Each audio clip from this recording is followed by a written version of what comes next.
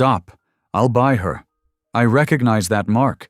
It once saved my life," said the mountain man. And the whole barn went silent. Dust hung in the air as every eye turned toward the rugged stranger who'd stepped forward to save a captive woman no one else dared defend. But that strange spiral sun burned into her wrist wasn't just a mark. It was a sign from his past, a past he'd sworn never to face again. When he carries her out into the cold night, he thinks he's rescued her. But the woman whispers a truth that freezes his blood. The mark belongs to a hidden group of children trapped under the rule of a dangerous preacher.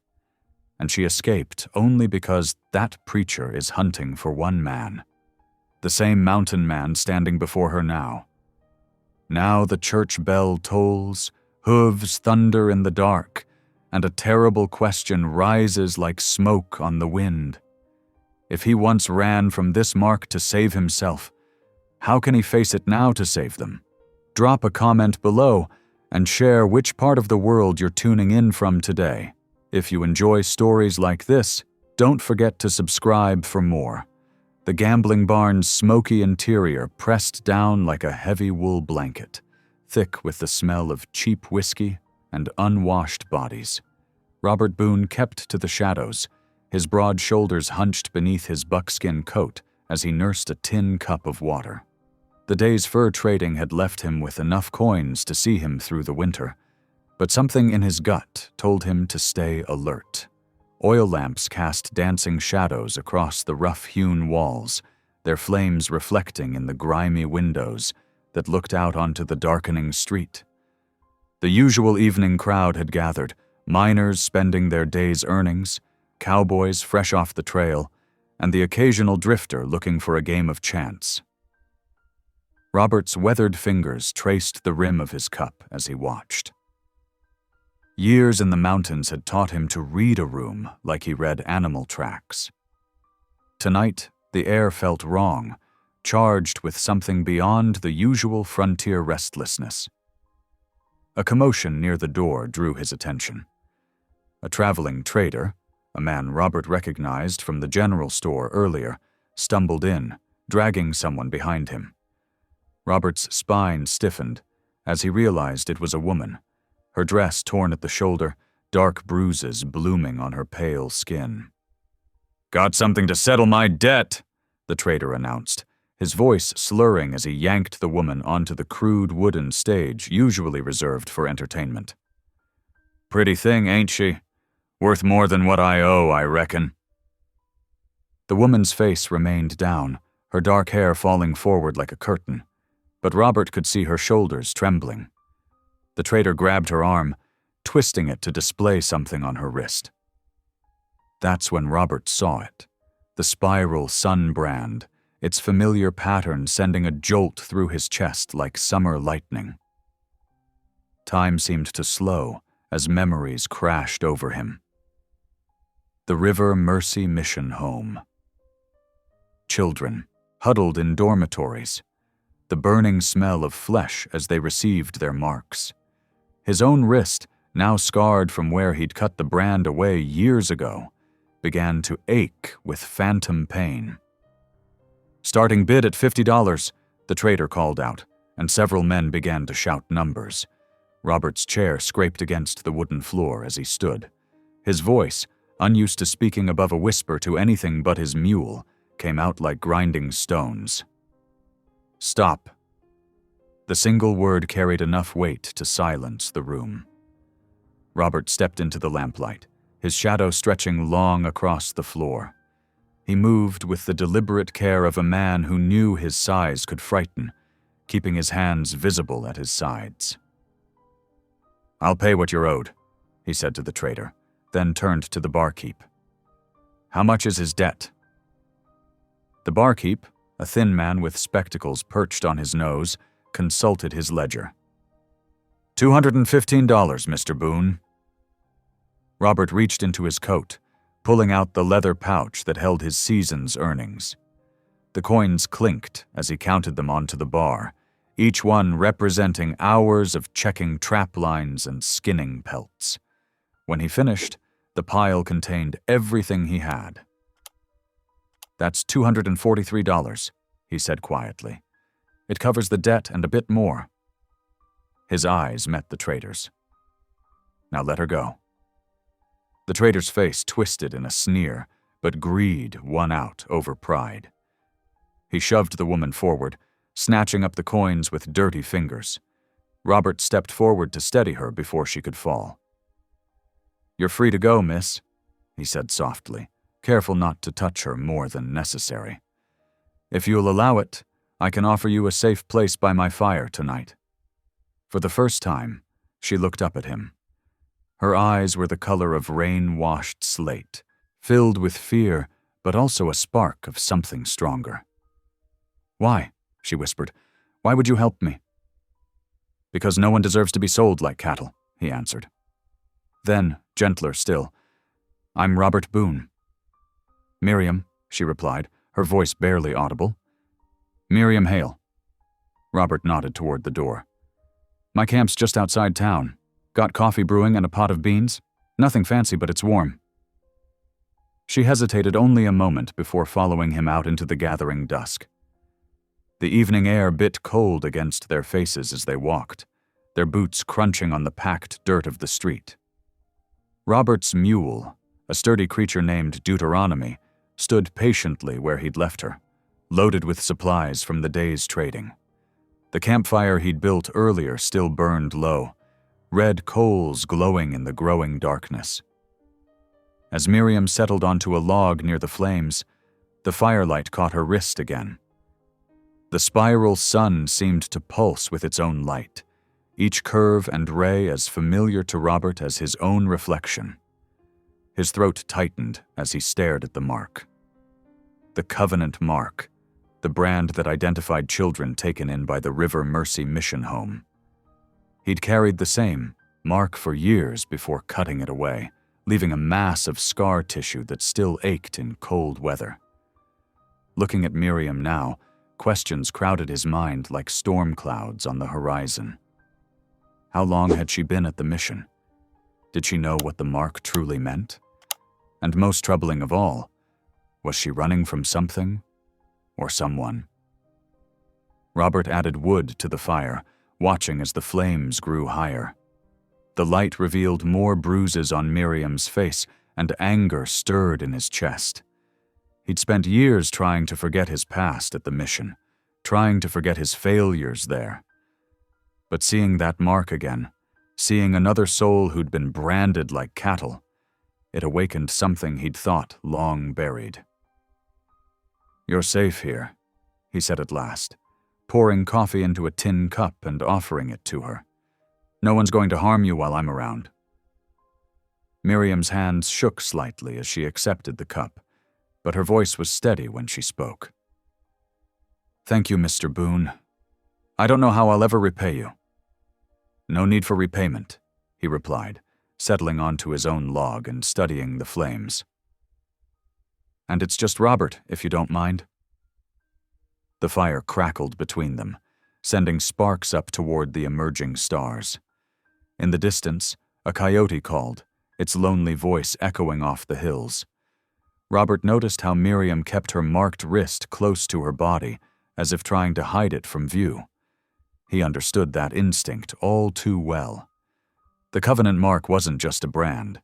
It was a chain, binding its bearers to secrets and shadows. But as he watched Miriam warming herself by his fire, Robert felt something shift inside him, like ice breaking up on a spring river. For years, he'd lived alone in the mountains, trading only when necessary, speaking to almost no one. He'd thought isolation was his penance for past failures. But maybe, just maybe, this wasn't about penance at all. Maybe it was about providence. The night deepened around them, and Robert added more wood to the fire. There would be time for questions later, time to unravel the threads that had brought them both to this moment. For now, it was enough to offer safety, warmth, and the simple comfort of shared silence. But as he caught another glimpse of the spiral sun on Miriam's wrist, Robert knew with certainty that his solitary life in the mountains had just changed forever. The past he'd tried so hard to escape had found him again, branded into the skin of a stranger who was somehow already less strange than she should be. The fire crackled softly as Robert busied himself with camp duties, trying to give Miriam space to settle. He hung his Dutch oven over the flames, the familiar scent of warming beans filling the air. His movements were purposeful but unhurried, each gesture calculated not to startle his guest. Miriam sat hunched on the log, her arms wrapped tight around herself. The evening chill had deepened, and Robert could see her shivering. Without a word, he retrieved his spare wool coat from Deuteronomy's saddlebags and held it out to her, careful to maintain a respectful distance. "Much obliged," she whispered, drawing the oversized coat around her shoulders. The fabric swallowed her small frame, but some tension seemed to ease from her posture as warmth seeped in. Robert poured more coffee into her tin cup, then settled onto his own log. The flames cast dancing shadows across their faces as silence stretched between them. In the distance, an owl called, its mournful voice echoing through the darkness. Finally, Miriam spoke, her voice barely louder than the popping fire. "You saw it, didn't you? The mark?" Her fingers brushed her wrist where the spiral sun brand lay beneath his coat sleeve. Robert nodded slowly. "I know what it means." "The covenant mark." Miriam's eyes stayed fixed on the flames. "They gave it to all of us at River Mercy Mission. Said it was a sign of God's special choosing." A bitter note crept into her voice, a brand to show we belonged to them. Robert's hand moved unconsciously to his own wrist, to the rough scar tissue where he'd cut away his own mark years ago. "I was there too," he said quietly. "Long time back?" Miriam's head snapped up, her eyes searching his face. "You were a covenant child?" "Till I was 16. Robert stirred the fire with a stick, sending sparks swirling upward. "Mission took me in when I was 8. Parents died of fever." Understanding dawned in Miriam's eyes. "That's why you helped me. You recognized the mark." Robert nodded again, watching the flames dance. "Things were different then. Strict, but not—" He trailed off, looking for the right words. "Not like now," Miriam finished for him. Her hands tightened around the coffee cup. "Everything changed when Reverend Creed came." The name hung in the air like gun smoke. Robert waited, sensing there was more to come. "He arrived 6 months ago," Miriam continued, her voice growing harder. "Said he'd had a divine vision, that God chose him to lead the covenant children. The board of directors believed him, or pretended to. Within a month, he'd taken control of everything." Robert's jaw tightened. "What do you mean, everything?" "The mission, the children, the land, all of it." Miriam's voice shook slightly. "He changed the rules, made them harsher, said we needed purification. Children who disobeyed were locked in the root cellar for days. Some disappeared entirely, sent away for special training," he claimed. Anger stirred in Robert's chest, hot and familiar. "The other staff allowed this?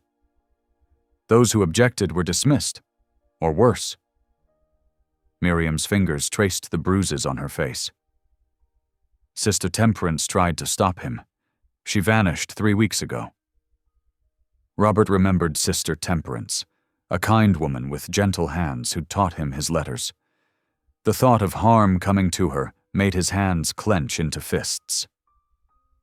"I was supposed to be making deliveries to town," Miriam continued, "but I knew if I went back." She shuddered. Creed had started talking about special ceremonies for the older girls, said we needed to be sealed to the covenant. Robert's stomach turned. He'd seen enough of frontier religious zealots to guess what that might mean. That's when I ran. Miriam's voice dropped even lower. But before I left, I heard something that didn't make sense at the time. She looked up at Robert, her eyes reflecting the firelight. I overheard Creed in his study, talking to someone. He said, "Only Robert Boone can break the covenant." The words hit Robert like a physical blow. The fire seemed to dim, the night pressing closer around them. "You're certain that's what he said?" Miriam nodded. "He was reading from some kind of ledger, old mission records, I think. He seemed excited, obsessed. He kept saying your name over and over like it was some kind of key." Robert stood abruptly, needing to move. He paced the edge of the firelight, his mind churning.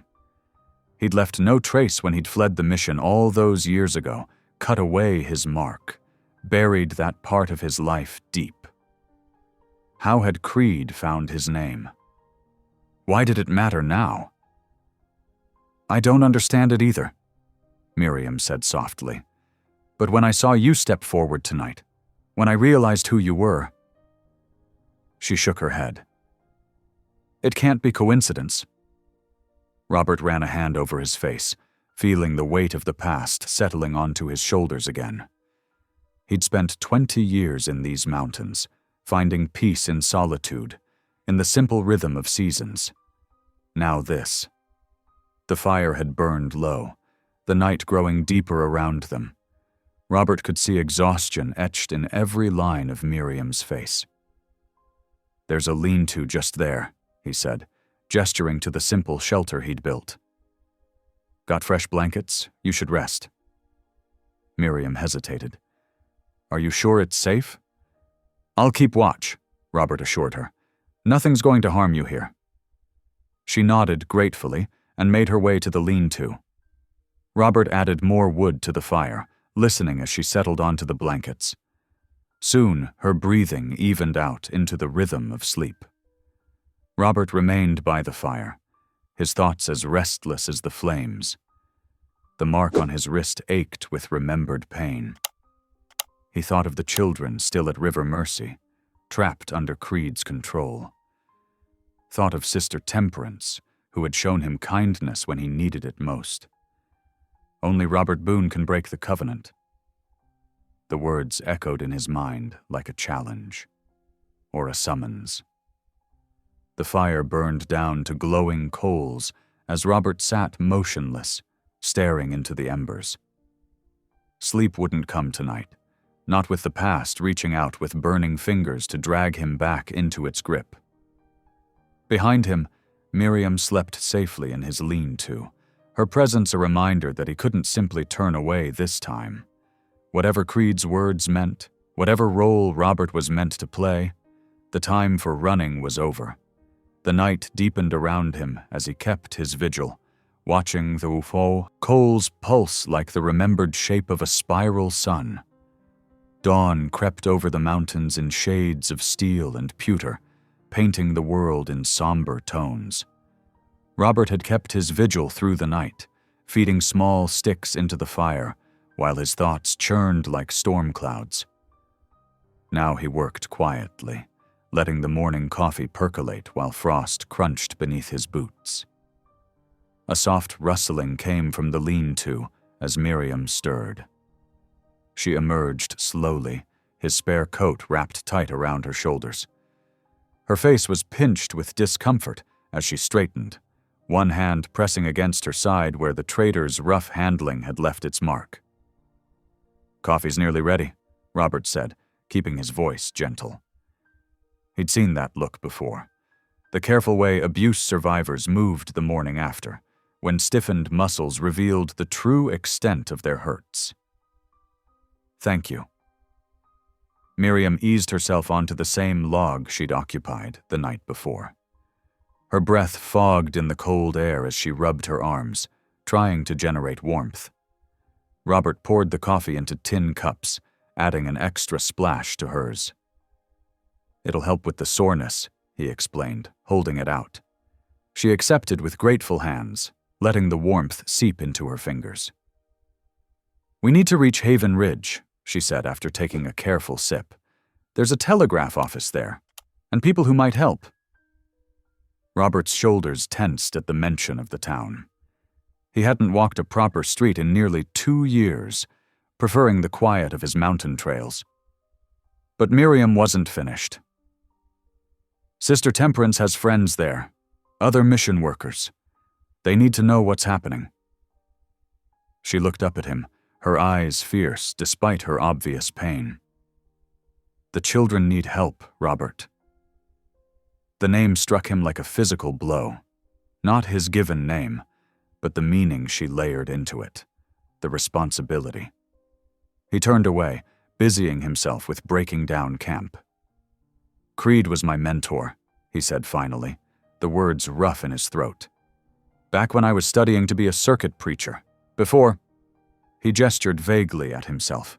The buckskins, the mountain man's beard, the calloused hands that hadn't held a Bible in decades. "What happened?" Miriam asked softly. Robert shook his head. "Story for another time?" He focused on rolling his blankets, tucking away the pieces of his simple life.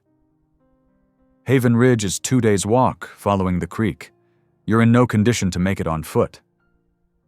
"I can ride," Miriam insisted, though her face was still drawn with pain. Robert glanced at his pack mule, Deuteronomy, who stood placidly nearby. The old animal was steady and sure-footed, if not particularly fast. "Deut can carry you. I'll walk beside." Relief flickered across Miriam's face, though she tried to hide it. "Are you certain? I don't want to be a burden." "No burden." Robert secured the last of his gear, then led Deuteronomy closer. "Let's get you mounted before the day warms." It took some careful maneuvering to help Miriam into place. Robert fashioned a crude mounting block from fallen logs, then supported her weight as she eased herself onto the mule's broad back. Her sharp intake of breath told him the movement had cost her, but she settled herself with determination, arranging her skirts as best she could. Robert adjusted the stirrups, using spare rope to create footholds that would work with her borrowed boots. "Deut knows these trails. He'll take care of you." The mule's ears flicked back at the sound of his name, but he remained steady, sensing the need for gentleness. Robert gathered his weapons and the last of their supplies, then took Deuteronomy's lead rope. "Ready?" Miriam nodded, her hands gripping the makeshift pommel he'd created from rolled blankets. "Ready." They set out as the sun finally cleared the eastern peaks, Robert leading them along the creek that would eventually guide them to Haven Ridge. The pace was slower than he'd like, but necessary. Every uneven step drew tiny sounds of pain from Miriam, though she tried to muffle them. As morning wore toward noon, she began to talk, hesitantly at first, then with growing urgency.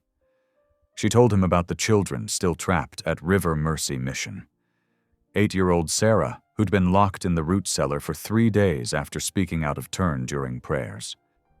10-year-old twins, Michael and Matthew, separated as punishment when one tried to sneak food to the other. 14-year-old Lucy, who disappeared after Creed had taken a special interest in her spiritual development. Each story landed like a blow between Robert's shoulders as he walked, adding to the weight he already carried. He remembered being those children, remembered the desperate need to please, to avoid punishment, to survive. But this seemed darker than anything he'd known in his time at the mission.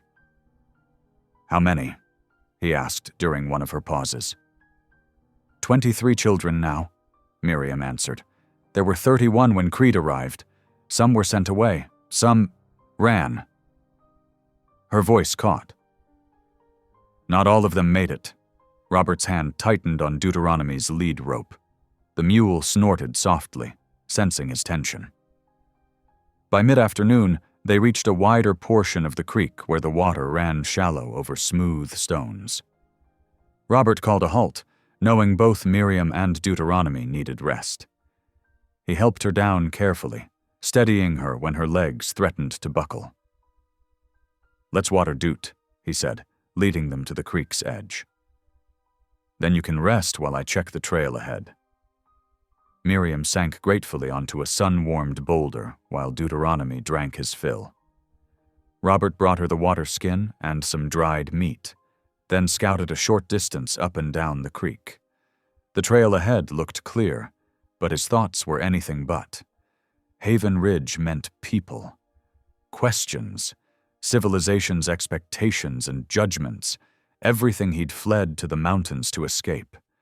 But when he returned to their resting spot, the sight of Miriam's bruised face and determined eyes made his hesitation feel selfish. The afternoon passed in steady progress, though the shadows were lengthening by the time Robert found a suitable camp spot. A natural hollow, sheltered by towering pines, offered protection from the wind and prying eyes. He helped Miriam down from Deuteronomy's back, noting how she swayed with exhaustion. "Rest," he told her, gesturing to a fallen log while he gathered firewood. "I'll get us settled." The fire caught quickly in the dry pine needles, and soon warmth began to push back the evening chill. Robert moved efficiently, setting up his lean-to and preparing a simple meal of beans and trail bread. They ate in comfortable silence, both lost in their own thoughts. Finally, Miriam spoke. "Will you help them?" she asked quietly. "The children?" Robert stared into the flames, remembering other fires, other choices. The weight of his past pressed against him, not just the mission but the years that followed, his time as Creed's student, his brief career as a circuit preacher, the incident that had driven him into the mountains, away from everything he'd once believed in. But he also remembered smaller moments, teaching younger children their letters by lamplight, sharing meager portions of food with hungry newcomers, the way Sister Temperance had touched his shoulder and called him a good boy when he'd finally mastered a difficult Bible passage. "First light," he said at last, his voice rough with decision. "We'll head for Haven Ridge at first light." Miriam's relief was visible, her shoulders sagging as though a great weight had lifted. "Thank you," she whispered. "I know what I'm asking. Leaving your life here, facing everything." Robert shook his head. "Been running too long already." He poked at the fire, sending sparks spiraling upward. "Maybe it's time to stop." They settled in for the night, Miriam in the lean-to while Robert took his customary place by the fire. But this time, his thoughts weren't just of the past.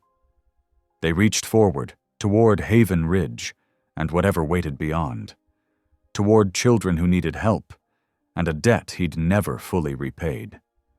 The fire burned low as stars appeared above the pines. Tomorrow would bring civilization, complications, and choices he'd avoided for 20 years. But for the first time since he'd fled to these mountains, Robert felt something like purpose stirring in his chest.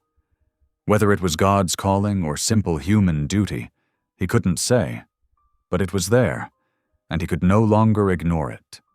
Dawn painted the eastern sky in pale gold as Robert broke camp. The morning air bit cold and sharp, carrying the first hints of winter's approach. He helped Miriam mount Deuteronomy with careful hands, noting how she moved stiffly after a night on the hard ground. "Trail follows the creek most of the way," he said, adjusting the mule's lead rope. "Should see Haven Ridge by afternoon." Miriam nodded, pulling, his spare coat tighter around her shoulders. "I remember passing through once, years ago. Seemed a peaceful place." "Most places do, from the outside." Robert shouldered his rifle and started walking, guiding Deuteronomy along the narrow path. The morning stretched into a quiet rhythm of hoofbeats and boot steps. Miriam dozed in the saddle at times, exhaustion finally claiming her. Robert kept a steady pace, stopping only when necessary to rest the mule or offer Miriam water. By midday, the trail widened as it joined an old wagon road.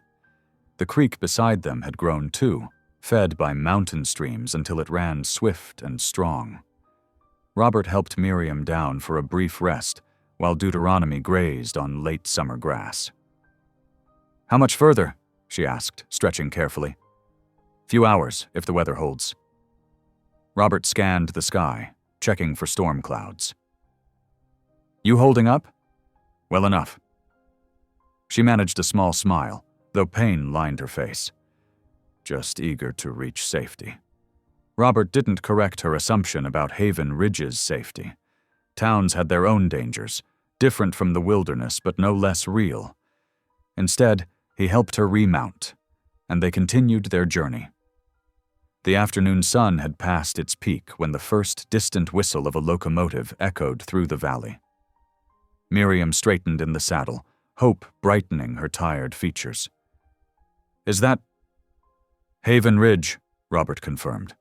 "Railroad runs twice daily." They rounded a bend in the road, and the town spread before them, a collection of wooden buildings and dirt streets nestled in the valley's embrace.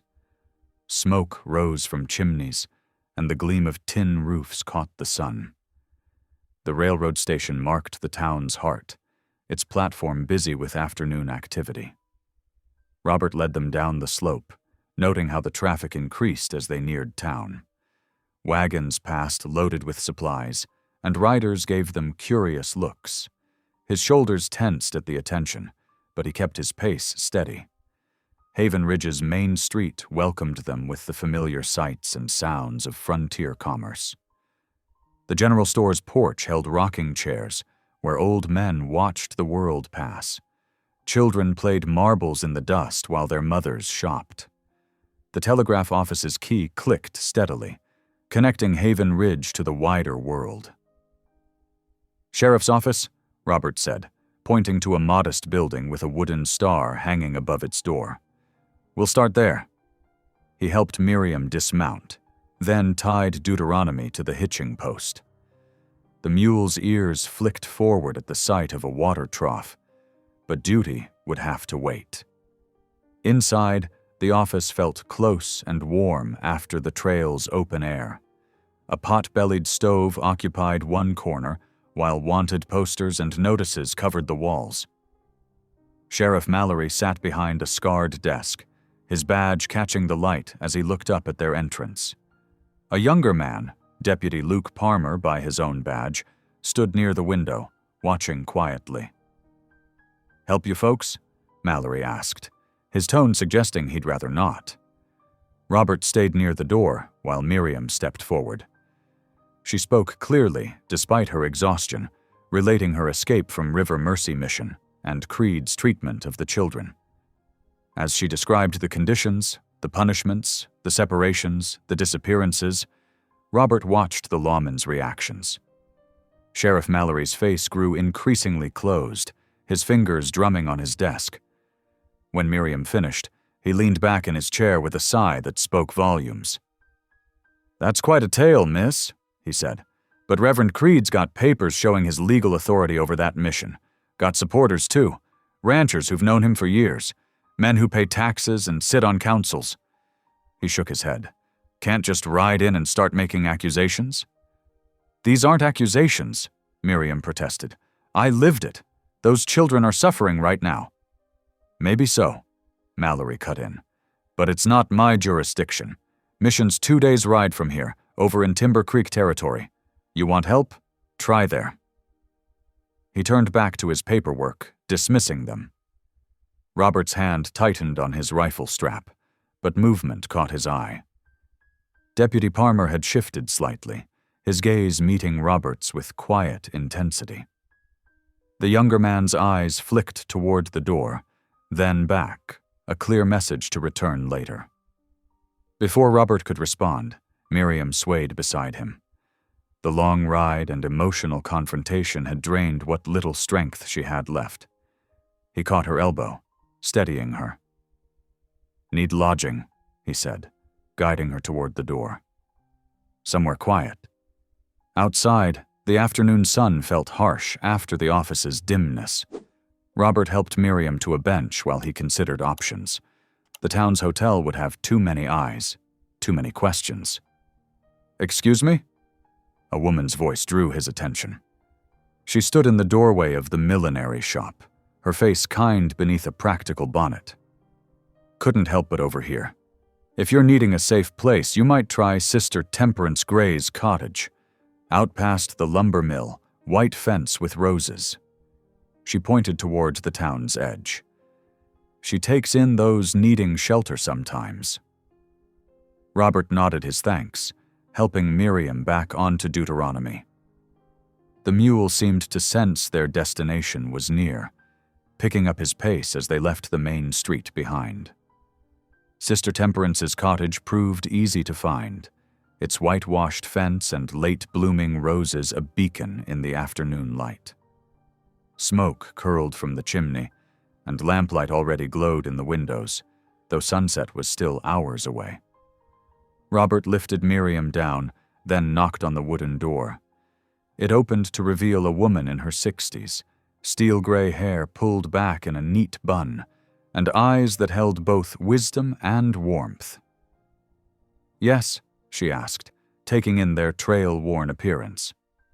"Ma'am," Robert began, but Miriam spoke up. "Please," she said, pushing back her sleeve to reveal the spiral sun brand. "We need help." Sister Temperance's eyes widened at the mark. Her gaze flew to Robert's face, studying him with sudden recognition. "Lord above," she breathed. "Robert Boone, and you—" She looked at Miriam. "You're one of mine, one of my children." "You know us?" Miriam asked. "I was matron at River Mercy for 30 years, Sister Temperance said. Kept all the records." Her face softened with memory. "Robert, you were just a boy when I first came. And you, dear, Miriam Hale, isn't it? Brought to us as a baby during the fever summer." She stepped back, opening the door wide. "Come in, both of you. Come in where it's warm." Lamplight spilled onto the porch, golden and inviting. "I'll put on soup and you can tell me everything." Robert hesitated, old instincts warring with present need. But Miriam was swaying again, and Sister Temperance's welcome seemed genuine. He helped Miriam inside, then turned to see to Deuteronomy. "The barn's round back," Sister Temperance called after him. "Fresh hay in the loft, and your mule's welcome to it. Then come in for supper." Her voice softened. "It's time we talked about River Mercy, and what's become of our children." Robert led Deuteronomy to the small barn, his mind churning with memories. He hadn't expected to find anyone here who knew him, who remembered the boy he'd been before everything changed. Yet Sister Temperance had recognized him instantly, seeing past 20 years of mountain living to the child who'd once struggled over Bible verses in the mission's lamplight. By the time he finished settling Deuteronomy, darkness was falling in earnest. Light streamed from the cottage windows, and the smell of soup reached him even outside. Robert climbed the porch steps slowly, adjusting his gun belt, a habit he couldn't break, even here. Inside, he found Miriam seated at a well-worn table, a quilt around her shoulders and a cup of tea in her hands. Sister Temperance moved efficiently between stove and cupboard, laying out bowls and bread as though feeding tired travelers was an everyday occurrence. "Sit," she told him, gesturing to a chair. "Eat, then we'll talk about what's to be done." Robert sat, accepting the bowl of soup she placed before him. Steam rose from it, carrying the scent of home-cooked meals he'd almost forgotten. Across the table, Miriam's eyes met his, tired but hopeful for the first time since he'd found her. Haven Ridge might not have given them the welcome they'd hoped for, but here in Sister Temperance's lamplit kitchen, they'd found something perhaps more valuable: understanding, and the promise of help to come. Sister Temperance cleared the supper dishes with practiced efficiency, her movements quick but gentle. The lamplight cast warm shadows across her kitchen's worn floorboards as she filled a basin with hot water from the kettle. "Let's tend to those hurts now," she said to Miriam, who sat wrapped in the quilt. "I've got salves that'll ease the bruising." Robert watched from his place by the fire as Sister Temperance opened a wooden chest filled with small glass jars and cloth bandages. The familiar scent of herbs, arnica and witch hazel, filled the air, reminding him of childhood scrapes treated in the mission's infirmary. "Here we are," Sister Temperance murmured, selecting several jars. She set them on the table beside Miriam, then dipped a clean cloth in the warm water. "Let me see that wrist first, dear." Miriam extended her arm, wincing as Sister Temperance gently cleaned the skin around the covenant mark. The spiral sun stood stark against her pale skin, its edges red and irritated from the rope burns that had overlapped it. "That traitor had no right," Sister Temperance said, her voice tight with controlled anger. She opened a jar of green-tinted salve and began applying it with careful fingers. The mark was meant to protect, not to harm. Robert shifted uncomfortably, his own wrist burning with phantom pain where he'd cut away his own mark years ago. The firelight caught Sister Temperance's face as she worked, and he noticed the strain around her eyes, the way her hands trembled slightly despite their gentleness. "There's more to tell, isn't there?" he asked quietly. Sister Temperance's hands stilled for a moment. She finished wrapping Miriam's wrist in clean linen before answering.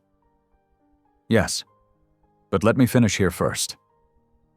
She continued treating Miriam's injuries, the bruises on her arms, the abrasions on her ankles from the ropes.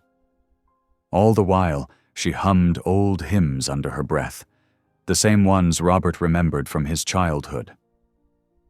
When she finished, Miriam's eyes were heavy with exhaustion and the comfort of finally being cared for properly. "You should rest now," Sister Temperance told her, helping her to a chair closer to the fire's warmth. "The salves will work better if you're still." Once Miriam was settled, Sister Temperance returned to the table where Robert waited. Her shoulders sagged slightly as she sat, as though a weight she'd been carrying all evening could finally show itself. "Creed came to River Mercy 4 months ago," she began, her voice low enough not to disturb Miriam. "He arrived with papers, letters of introduction, references from other missions, said he'd been called by the Lord to help guide our work." She shook her head. "We should have seen it sooner, but he was so convincing. Spoke about divine revelation, about making the mission a shining example of God's kingdom on earth." Robert's hands clenched beneath the table. He remembered Creed's way with words, how his sermons could lift a congregation to heights of religious fervor. What happened? It was gradual at first. He'd make suggestions to the trustees, always couching them in scripture, started separating the children into groups, the worthy and those needing special guidance. Then came the new rules, the punishments. Sister Temperance's voice caught. "We tried to protest, but he'd already won over. Key supporters, men with money and influence." She stood abruptly, moving to add wood to the fire. The flames leaped higher, casting her shadow large against the wall. 2 weeks ago, he made his final move, brought in men with guns, rough types, claiming to be security. They locked most of the staff in the storage rooms. Her hands trembled as she gripped the poker. "I only got out because I convinced them I was too sick to be a threat. Pretended to be feeble-minded from fever." Robert stood, his chair scraping against the floor. "And no one's done anything? The law?" "Like your sheriff today," Sister Temperance said bitterly. "They all say the same thing. Proper papers, influential supporters, not their jurisdiction." She turned to face him, and in the firelight he saw tears in her eyes. "I've tried everything I could think of, but I'm just one old woman. The children are suffering, Robert. The little ones cry at night, and the older ones—" She glanced at Miriam's sleeping form. "Some try to run. Not all make it." The guilt that had been building in Robert's chest since recognizing Miriam's mark threatened to overwhelm him. He paced the small kitchen, aware of Sister Temperance's eyes following him. "I should never have left," he said roughly. "After what happened with Sarah, I just ran. Couldn't face it." "You were young," Sister Temperance said softly. "Barely more than a boy yourself. What happened wasn't your fault. I was supposed to protect them. I was their preacher. And they remember you, Robert." Sister Temperance stepped closer, laying a weathered hand on his arm. "The older children still tell stories about the kind preacher who taught them to fish, who explained scripture through tales of the mountains. They haven't forgotten your kindness." Robert stared into the fire, remembering faces of children long grown now. Remembering Sarah's face most of all, though he tried not to. "Creed was my mentor once," he said. "Taught me how to preach, how to lead a congregation. I thought he was a holy man." "Many did," Sister Temperance sighed. "But what he's become—" She shuddered. "There's nothing holy in him now. Just hunger for power and a twisted certainty that he's right." They stood in silence for a moment, watching the flames dance.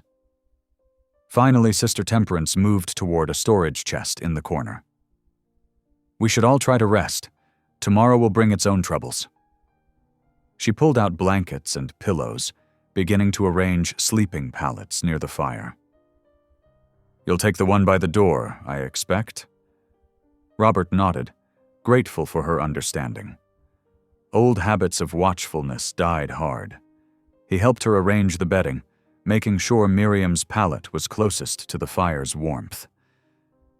"Sleep if you can," Sister Temperance told him as she settled onto her own pallet. "The Lord hasn't abandoned River Mercy, even if it seems so now. Perhaps he sent you back to us for just this time." Robert lay down, his gun belt within easy reach. The fire crackled softly, and Miriam's gentle breathing mixed with Sister Temperance's deeper rhythms as both women drifted to sleep. But rest eluded him. He stared at the ceiling's shadowed beams, memories washing over him like waves. Teaching young boys to set fishing lines in the creek. Explaining the story of David and Goliath while kids sat wide-eyed around the mission's fireplace. Sarah's funeral on a gray autumn morning. And always, Creed's voice threading through the memories, growing darker and more demanding with each passing year. Miriam shifted in her sleep, murmuring something he couldn't catch. Robert turned his head to watch her, seeing how the firelight softened the bruises on her face. She'd shown such courage, escaping to bring warning. But was he strong enough to face what waited at River Mercy? Strong enough to confront not just Creed, but his own failures? The fire settled lower, sending sparks up the chimney like brief stars. Robert listened to the night sounds of the cottage, the tick of Sister Temperance's clock, the soft breathing of his companions, the occasional pop from the fireplace. Somewhere in the darkness, children waited for help. The question was, could he be the help they needed, or would he fail them again? He had no answer as the night crept forward, bringing tomorrow's decisions ever closer. The morning sun cast long shadows across Sister Temperance's yard as Robert worked at the chopping block. Each swing of the axe helped clear his mind, the repetitive motion and clean crack of splitting wood bringing a familiar comfort. The dried oak chunks fell into neat piles as morning dew burned off the grass. Inside the cottage, the clatter of pots and gentle voices told him Miriam and Sister Temperance were preparing breakfast. The homey sounds struck something deep in his chest. Memories of mornings at River Mercy, when the mission kitchen had been full of children's chatter and the smell of fresh bread. The crunch of boots on gravel pulled him from his thoughts. Deputy Luke Palmer approached from the road, his stance casual but his eyes alert. Robert set the axe down slowly, noting how the deputy kept one hand near his gun belt. "Morning," Palmer said quietly. "Thought we might talk." He glanced at the cottage. "Somewhere private." Robert nodded toward a bench beneath an old apple tree. They sat, the deputy removing his hat and running a hand through his graying hair. "Sheriff won't help," Palmer began without preamble. "Not officially, anyway." "Because of the ranchers?" Robert asked, remembering the sheriff's dismissive attitude the day before. Palmer's mouth tightened. "Partly. But there's more to it. Been doing some digging since you came in yesterday." He leaned forward, dropping his voice. "That mission land, it's valuable. More valuable than most folks know. Railroad's got plans for expansion through that valley." Robert felt his muscles tense. "The railroad?" "Western Pacific. Syndicate. They've been buying up parcels all through the territory." Palmer picked up a fallen apple, turning it in his hands. "But the mission's different. Can't just buy sacred ground dedicated to orphans. Bad publicity. But if the place falls into disrepute? If there's scandal or mismanagement?" He let the apple fall. "Well, then the territory might just have to step in. Seize the land for public good." The implications hit Robert like a physical blow. "Creed's working with them?" "Can't prove it, but he showed up right when the railroad started making noise about that route. And those supporters of his? Most are invested in the railroad coming through." Palmer's eyes were hard. "His religious tyranny makes a nice smokescreen for what's really happening, clearing people off valuable land." Robert stood abruptly, pacing in the shade of the apple tree. His hands had curled into fists without him realizing it. "So the children are just collateral damage? To men like that, the children don't even figure into their calculations." Palmer stood too, setting his hat back on carefully. "But listen close. Whatever you're thinking of doing, it has to be legal, by the book. One wrong move, and Creed's people will use it as excuse to crack down harder on those kids." The cottage door opened, and Miriam appeared with a coffee pot. "Breakfast is ready," she called. "Deputy, you're welcome to join us." Inside, Sister Temperance had set the table with simple fare: cornbread, eggs, and more of the strong coffee Miriam carried. They ate mostly in silence until Palmer had finished explaining everything to the women. "Sweet Jesus," Sister Temperance whispered, her hand going to the cross she wore. "Using children as pawns in a land grab, it's devil's work." Miriam's face had gone pale, but her voice was steady. "What can we do? There must be something." "Legally?" Palmer sighed. "Not much. Without proof of real abuse or financial misconduct. Creed's got his paperwork in order, and his influential friends would bury any ordinary complaint." "Then we don't use ordinary channels," Robert said. The deputy gave him a sharp look. "Remember what I said. Has to be legal." "What about the children who've escaped?" Sister Temperance asked.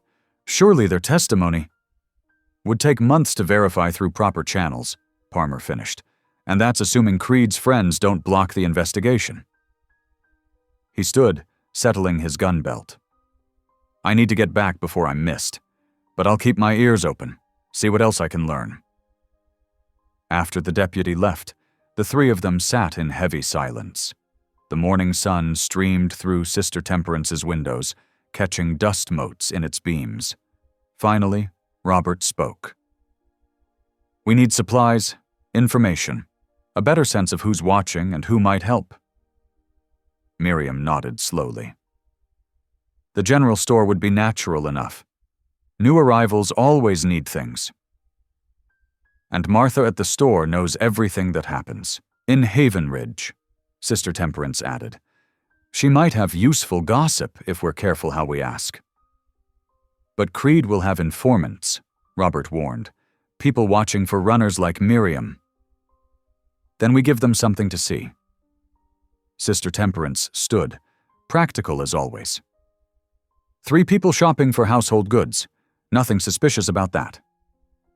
They spent the next few hours planning carefully.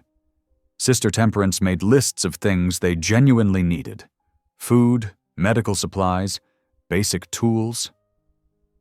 Miriam changed into a borrowed dress that better hid her injuries, and Robert cleaned up enough to look less wild without losing his mountain man appearance entirely.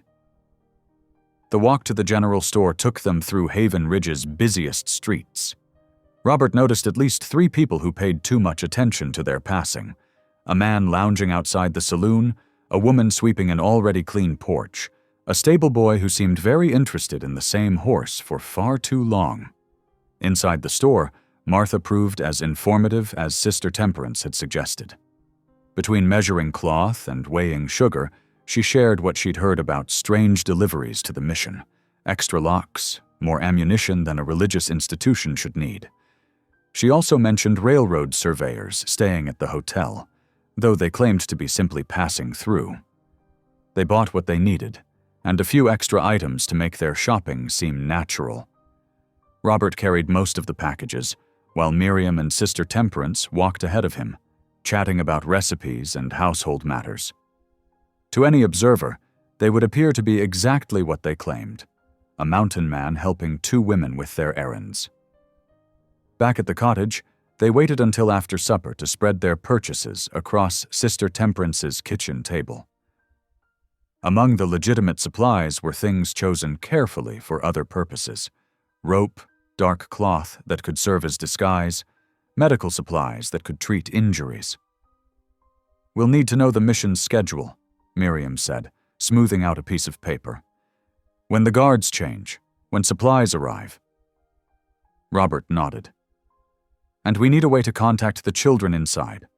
Let them know help is coming, so they're ready when the time comes." Sister Temperance lit another lamp as darkness gathered outside. "I still have friends in town, women who used to help at the mission. They might be willing to pass messages." They worked late into the evening, sketching out rough plans and lists of potential allies. The railroad's involvement complicated everything. They weren't just facing Creed's religious zealotry now, but powerful financial interests as well.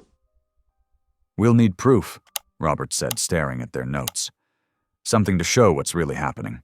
Deputy Palmer was right about that. Without evidence, any action we take could backfire on the children." "There might be papers in Creed's office," Miriam suggested.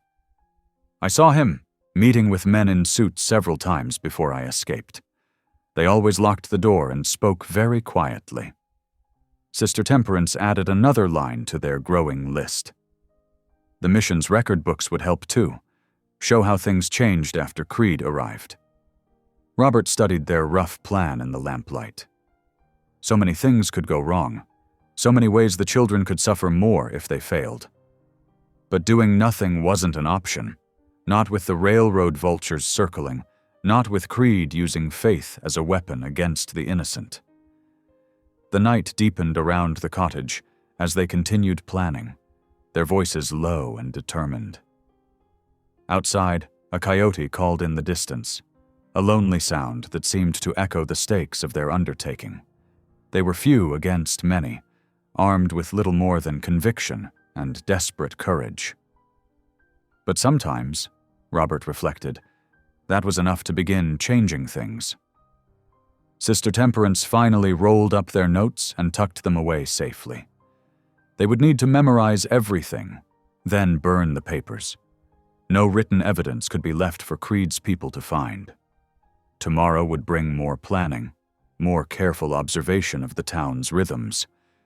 But tonight, they had made a start.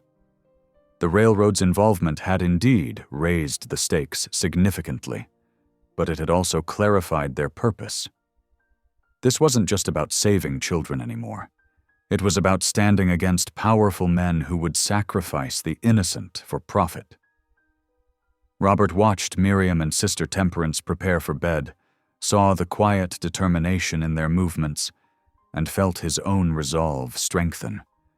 They would find a way. They had to. The morning sun cast long shadows across Haven Ridge as Robert and Miriam made their way to Wilson's stable. The fresh hay smell mingled with leather and horse as they stepped inside. Miriam's steps were steadier now, though Robert noticed she still favored her right side. "We need a reliable mount," Robert told Wilson, the weathered stable master. "Something steady but strong enough for long riding." Wilson scratched his gray beard. "Got just the one. Mare named Daisy. Gentle as they come, but she'll go all day if you treat her right." He led them down the row of stalls. Miriam stepped forward, her chin lifting. "May I check her?" At Wilson's nod, she approached the dappled mare. Despite her recent ordeal, her movements were sure as she ran experienced hands down the horse's legs, checking for heat or swelling. "You know horses," Wilson observed. "I helped with the mission's stable for years," Miriam replied, moving to check Daisy's teeth. Her voice held steady, though Robert caught the flash of pain in her eyes at the mention of the mission. The mare passed Miriam's inspection. While Robert handled the paperwork and payment, Miriam stayed with Daisy, speaking softly to her and running a brush over her coat. Robert watched, seeing not a victim but a survivor, someone whose strength hadn't been broken by Creed's cruelty. Back at Sister Temperance's cottage, they found the older woman had been busy. Several trusted townswomen had visited, each bringing what they could spare: woolen blankets, old quilts, sturdy lanterns with fresh wicks. "Martha from the store sent these," Sister Temperance said, showing them 3 dark lanterns with adjustable shutters. "Her husband used them for night fishing. We can control exactly how much light shows." Robert examined one of the lanterns. "These will help. Less chance of being spotted from a distance." Throughout the morning, more supplies arrived. Women Robert recognized from church brought food that would travel well: hard bread, dried meat, apples. Each one spoke quietly with Sister Temperance, their faces grave with understanding of what was being planned. "The whole town isn't fooled by Creed," Sister Temperance explained as she packed the provisions. "Many remember what the mission used to be, a place of true charity and hope. They want to help, even if they can't do so openly." As afternoon settled into evening, Deputy Palmer arrived at their arranged meeting spot behind the livery barn. The shadow of the building kept them hidden from casual observation as they finalized their plans. "I've spoken with the Carpenter family and the Hansons," Palmer said, keeping his voice low. "They'll have wagons ready tomorrow night, positioned along the creek road. Each driver knows to wait no more than 30 minutes after the arranged time." Robert nodded. "How many wagons total?" 4. Should be enough to move 20 children if we need to." Palmer shifted his weight, checking their surroundings before continuing. "I'll be on patrol tomorrow night, making sure to be visible in town. Give you as much cover as I legally can." They discussed timing, escape routes, and signals. Palmer had drawn a rough map showing where each wagon would wait, staggered along the creek road to avoid drawing attention. The drivers would be local ranch hands, men and women who knew how to move quietly and keep their mouths shut. "Remember," Palmer stressed, "everything has to look legitimate if you're caught. We're moving children to safety, not stealing property. Make sure everyone understands that." As dusk deepened into true night, Robert returned to Sister Temperance's cottage to prepare his gear. He cleaned his single-action revolver with practiced care, checking each component before loading fresh ammunition. More bullets went into his belt, not enough to look threatening, but sufficient if trouble found them. Coils of rope were next, each length tested for strength and flexibility. Robert packed them alongside the dark lanterns, making sure the oil reservoirs were full. Extra oil went into a carefully padded flask. They couldn't risk spills giving them away. In the kitchen, Miriam moved between the wagon's supplies, checking each bundle with methodical attention. Her hands lingered on the blankets, and Robert knew she was thinking of the children who would need them. "Better add more water," she said, adjusting a canteen's position. "Some of the little ones might be scared to drink at first. We'll need patience." Sister Temperance prepared a simple supper: beans, cornbread, and coffee. They ate quietly, each lost in thought about the next night's work. The food was good, but Robert barely tasted it, his mind running through everything that could go wrong, and everything they'd need to do right. "Early to bed," Sister Temperance announced when the dishes were done. "We'll need our strength." Robert made one final check of their supplies before retiring to his pallet by the fireplace. The single-action revolver lay within easy reach, its familiar weight both comfort and burden. Across the room, he could hear Miriam's quiet breathing from the small bedroom she shared with Sister Temperance. The cottage settled into silence, broken only by the soft pop of cooling embers in the fireplace. Tomorrow would bring whatever it brought: success or failure, rescue or capture. For now, they could only rest and trust in their preparation. Through the window, stars wheeled slowly across the night sky. Robert watched them until his eyes grew heavy, remembering other nights at the mission, when those same stars had seemed to promise hope and purpose. Tomorrow they would try to restore that promise for a new generation of children. The weight of their coming mission pressed close in the darkness. Robert knew the others felt it too, the responsibility of lives depending on their courage and planning. But there was no going back now. The children needed them, and tomorrow night would test everything they'd prepared.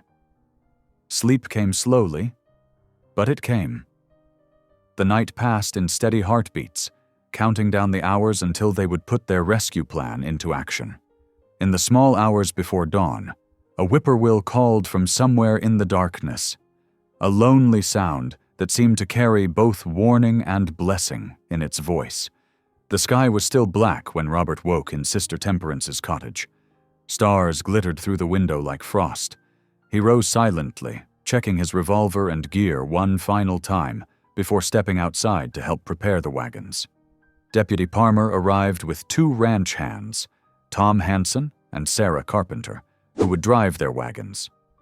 Both were seasoned frontier folk who understood the gravity of their task. They worked by lantern light, hitching horses and securing supplies while dawn crept closer. "Everything set?" Parmer asked, his badge catching the first pale light. Robert nodded. "Ropes are coiled and ready. Dark lanterns are full of oil." Miriam emerged from the cottage wearing borrowed men's trousers and a dark shirt that would blend with shadows. Her movements were stiff but determined as she helped Sister Temperance load the last supplies: blankets, water, and food for the children. "The Lord watch between me and thee, Sister," Temperance murmured, touching the old wooden cross at her throat. Her prayer carried on the pre-dawn breeze as they mounted up. The 2 wagons rolled out of Haven Ridge just as pink touched the eastern horizon. Robert rode beside the lead wagon on his mule, watching for signs of pursuit or trouble. Miriam sat with Sister Temperance in the second wagon, while Deputy Parmer brought up the rear on his bay gelding. The rutted dirt road stretched ahead through stands of pine and across open meadows. Their progress was necessarily slow. The wagons had to be handled carefully to avoid breaking wheels or alerting anyone with excessive noise. Every few miles, Robert would pause to study their back trail, making sure no dust clouds betrayed followers. By mid-morning, the sun beat down hard. The wagon wheels creaked and groaned over rocks and washouts. Tom Hanson handled the reins with practiced ease, but even he couldn't avoid every bump in the rough road. "Whoa there!" Robert called out at noon, raising his hand. They'd reached a small creek lined with cottonwoods, a natural place to rest the horses and take water. The wagons creaked to a halt in the dappled shade. Sarah Carpenter helped Miriam down from the second wagon, noting how the younger woman winced at the movement. "Need to stretch those muscles," Sarah said kindly. "A long ride's no friend to healing bruises." While the horses drank from the creek, Sister Temperance shared out a simple meal of cornbread and dried apple slices. They ate quickly, speaking little. The weight of their mission pressed closer with each mile. Deputy Palmer used the stop to check his Winchester rifle, making sure the action was clean and smooth. 2 more hours to the ridge overlooking the mission, he said quietly. We should arrive with plenty of daylight to scout. Robert nodded, helping Miriam back into the wagon. Her face was drawn with pain, but her eyes were clear and focused. They resumed their journey, the horses' hooves raising small puffs of dust in the afternoon heat. The landscape grew more familiar as they approached the mission. Robert recognized landmarks from his years there: the lightning-struck pine that marked the valley entrance, the distinctive rock formation the children had named Giant's Tooth. By late afternoon, they reached the wooded ridge overlooking River Mercy Mission. Robert signaled for the wagons to halt well back from the edge, where they wouldn't be visible from below. The horses were unhitched and tied in a natural hollow, screened by thick brush. "Stay with the wagons," Robert told Tom and Sarah. "If anything goes wrong, get the children to Haven Ridge fast as you can manage." Robert belly-crawled to the ridge edge, Palmer beside him. Through the deputy's brass binoculars, they studied the mission grounds in the fading light. The main building stood as Robert remembered, 2 stories of weathered wood with a bell tower reaching toward heaven. But now armed men patrolled the grounds, rifles glinting as they made their rounds. Robert counted 4 outside, figuring at least 2 more would be inside. "Creed's hired guns," Palmer whispered. "Professional men, by the look of them. They'll know their business." Robert passed the binoculars to Miriam, who had crawled up to join them. She studied the scene intently, her breath catching as she recognized faces below. "The children are usually in the dormitory wing. There, on the east side," she said. "The little ones on the ground floor, older ones above. Most of the windows have bars, but I know which ones don't." Sister Temperance added her own knowledge of the building's layout, drawing a rough map in the dirt with a stick. They marked guard positions, noting how the patrols moved in regular patterns.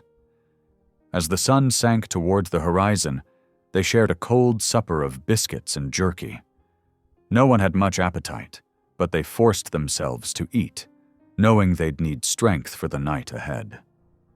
Darkness crept up from the valley like rising water. Stars appeared one by one overhead. Robert checked his gear one final time.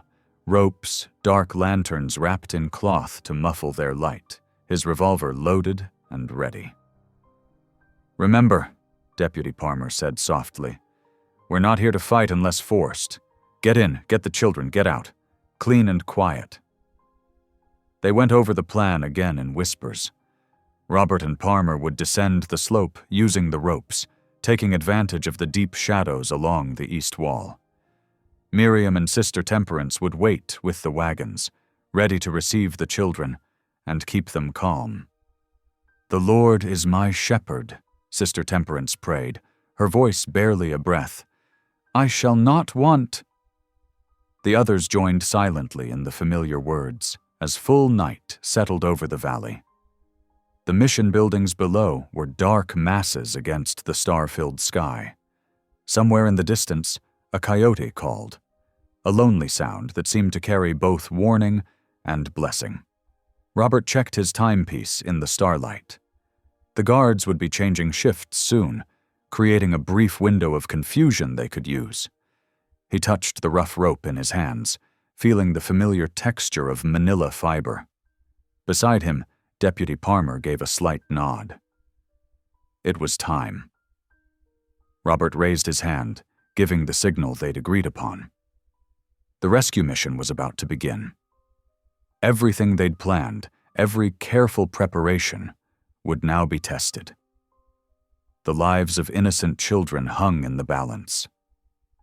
In the darkness, Robert's hand remained raised, holding them all in that moment of tension between planning and action.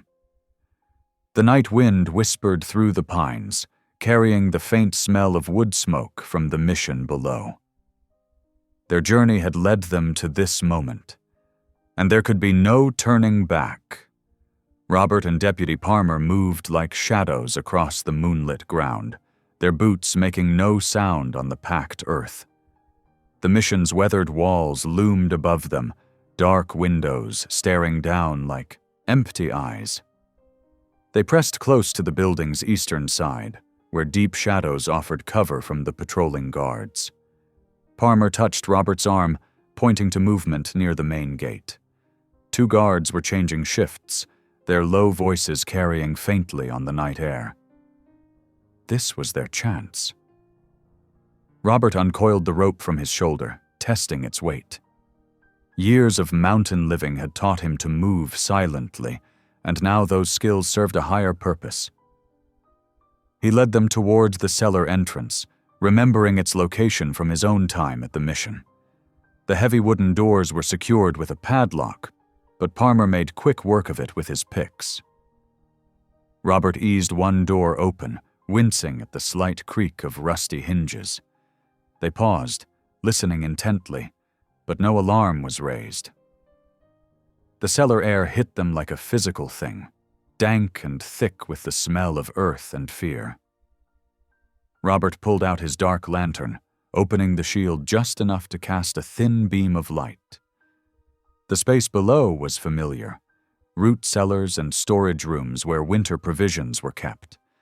But now it held precious cargo of a different kind. In the furthest corner, they found them.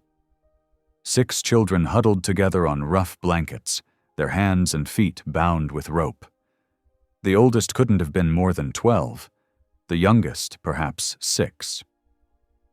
They stirred at the approaching light, eyes wide with fear until Robert stepped closer. "It's all right," he whispered, kneeling beside them. "We're here to help. Remember me? I used to live here too long ago." A girl with tangled dark hair studied his face. "You're the one in the picture," she whispered. "The one who helped build the chapel." Robert nodded, his throat tight as he began cutting their bonds with his hunting knife. "That's right. And now we're going to get you somewhere safe." Parmer kept watch at the cellar door while Robert worked, speaking softly to each child. "Can you walk? Good. Stay close together. Follow Deputy Parmer.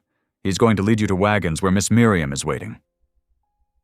The children moved with the quiet grace of those accustomed to avoiding attention. Robert's heart ached as he watched them climb the cellar stairs, remembering his own childhood here. Before Creed, when the mission had been a place of safety and hope. Outside, the night air felt fresh after the cellar's musty confines. Parmer led the small group along the building's shadow, stopping at each corner to check for guards. Robert brought up the rear, watching their back trail and listening for any sign of discovery. They found Miriam waiting at the agreed spot, her face pale in the starlight. She reached out as the children approached, gathering them close with gentle hands and whispered comfort. One by one, she helped them climb into the wagon, where Sarah Carpenter waited with blankets and water. "Sister Temperance," Robert whispered. "Already inside," Miriam answered softly. "She knows where the little ones sleep." Robert touched her shoulder briefly, then turned back toward the mission. The older woman would need help getting more children out safely. He found her in the ground floor dormitory, moving from bed to bed with practiced care. "Wake up, little ones," she whispered. "Quiet now. We're going on an adventure." The youngest children, used to obeying Sister Temperance's voice, rose without question. Their small faces were solemn as they pulled on shoes and warm clothing. Robert helped gather them into a group, counting 8 more to add to their rescue. Lantern light filtered dimly through canvas-covered windows, casting weird shadows on the walls. Every footstep seemed too loud, every whispered instruction a shout. Robert's nerves stretched tight as piano wire as they guided the children toward the door. Sister Temperance paused at the threshold, peering out. "Clear," she breathed. They emerged into the courtyard, moving as quietly as a drift of leaves. The children followed like ducklings, each holding the shirt of the one in front. Robert brought up the rear again, scanning constantly for danger. The wagon seemed impossibly far away. Each step across the open ground felt like an eternity. Robert's hand stayed near his revolver, though he prayed he wouldn't need it. The children's soft breathing and padding footsteps were the only sounds. Finally, they reached the waiting wagon. Miriam and Sarah worked quickly, lifting each child aboard and settling them under blankets. The older children from the cellar helped quiet the younger ones, showing a protective instinct that made Robert's chest ache. "That's 14, Miriam whispered as she counted heads. "Are there more?" Sister Temperance nodded. 3 in the sick room. I'll get them." But before she could move, a sound froze them all in place, the distinct creak of a door opening somewhere in the darkness. Robert's hand tightened on his revolver. "Go," he urged them softly. "Get these ones to safety. I'll help Sister Temperance with the last 3. Miriam caught his arm. "Be careful," she breathed. "Creed, I know." He squeezed her hand once, then melted back into the shadows. Sister Temperance was already moving towards the main building, her dark dress making her nearly invisible in the night. Robert followed, every sense straining for danger. The door creak had come from the chapel wing, exactly where he'd feared Creed might be. As they reached the side door leading to the sick room, Robert paused. Something felt wrong. The night was too quiet, the shadows too deep. He thought of Creed's prophecy about him. Only Robert Boone can break the covenant, and wondered if this was what the man had been waiting for. Sister Temperance touched his arm, pulling him back to the immediate task. They had 3 more children to save. Everything else would have to wait. Robert closed the cellar door behind him with exquisite care, then turned towards the chapel. There would be time for confronting Creed once. The children were safe. The soft scrape of boots on wooden floors echoed from somewhere ahead. Robert shared a look with Sister Temperance. Someone was definitely awake and moving in the chapel wing. They needed to work fast. Robert moved like a shadow through the mission's familiar corridors. The worn floorboards, which had creaked beneath his feet as a young preacher, now stayed silent under his practiced mountain man's tread. Ahead, a faint glow spilled from the chapel doorway, drawing him forward like a moth to flame. His hand brushed the smooth wood of the chapel door. Through the gap, he saw a single lantern burning on the altar, its light barely reaching the high-beamed ceiling. And there, exactly as Robert had feared, stood Reverend Jasper Creed at the pulpit, his tall frame casting a long shadow across the empty pews. "Welcome home, Brother Robert," Creed's voice carried softly through the chapel. "Or should I say, the prodigal prophet returns at last." Robert stepped inside, letting the door swing closed behind him. The chapel air felt heavy with dust and memory. "I'm no prophet, Jasper. Never was. You always did struggle with accepting your calling." Creed's fingers traced the Bible lying open on the pulpit. "But the covenant doesn't release its chosen so easily, does it? Even after cutting away the mark, you couldn't truly escape." Robert's hand unconsciously moved to his wrist where the spiral sun had once been. "The only thing I couldn't escape was knowing what you've done here. These children aren't your property." "Property?" Creed's laugh held no warmth. "They are vessels of divine purpose, Robert, each one marked and set apart for the great work to come, just as you were." just as Miriam is. The mention of her name sent a chill through Robert's spine. Leave her out of this. Impossible. Creed stepped down from the pulpit, his boots clicking against the wooden steps. She is crucial to everything. The chosen remnant must have a mother, after all, someone to guide them in perfect obedience. Obedience? Robert's voice hardened. Is that what you call keeping children locked in cellars, binding their hands and feet? Sometimes the path to righteousness requires stern guidance. Creed moved closer, his shadow stretching between them. You used to understand that, back when you helped build this very chapel, back when you believed in something greater than yourself. I remember different lessons from those days, Robert said. I remember Sister Agnes teaching us that true faith shows itself in compassion. I remember Brother Thomas saying the greatest sermon was a helping hand to those in need. Weak shepherds, all of them. Creed's lip curled. Too afraid to embrace the fuller revelation. But you, Robert, you always saw further. That's why you were marked first among the covenant children. I was marked because I was orphaned and alone, Robert countered. Same as all the others. The mark was meant to remind us we'd found family here, not brand us as your followers. You still don't understand. Creed shook his head sadly. The covenant can only be fulfilled through perfect obedience. Kneel with me now, Brother Robert. Pray for enlightenment. Let me help you remember your true purpose. Robert stood his ground. I won't kneel to false prophecy, Jasper.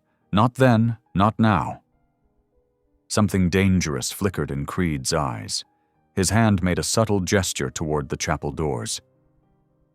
Then you leave me no choice but to treat you as an enemy of the covenant. Robert's instincts screamed danger.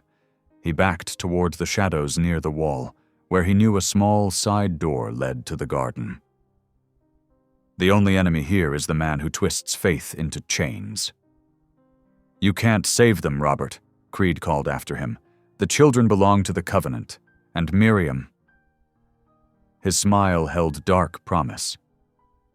She has a destiny here that not even you can prevent. Robert slipped through the side door without responding, his heart pounding. The night air felt clean after the chapel's oppressive atmosphere. He moved swiftly through the garden, staying low beneath the windows. Ahead, he could make out the shapes of the wagons, now loaded with precious cargo. Sister Temperance was helping the last child aboard as he approached. Miriam stood nearby, counting heads in anxious whispers with Sarah Carpenter. Deputy Palmer had the reins of the lead wagon ready in his hands.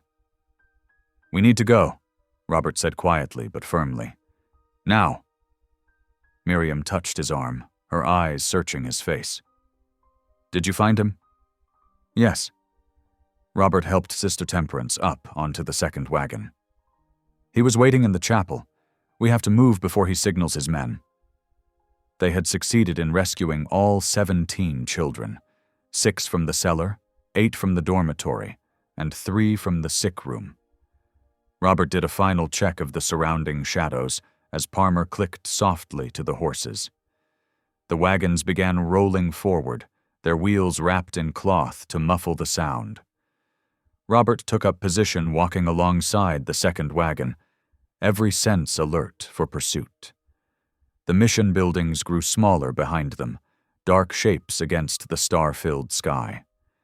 He thought of Creed standing in the chapel, so certain of his twisted vision, and knew this night's work was only the beginning.